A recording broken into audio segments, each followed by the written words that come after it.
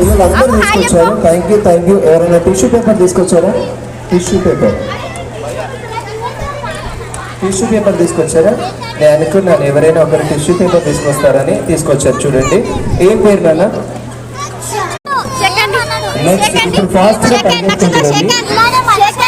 గా పరిగెత్తుకుంటూ వెళ్ళి ప్యూర్ వైట్ కలర్ హెయిర్ తీసుకొని రావాలి. రెడీ, 1 2 ఓకే, తొందరగా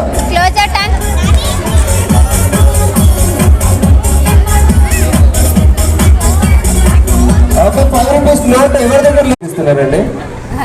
నాకు తెలిసి ఇట్లా చేస్తారని.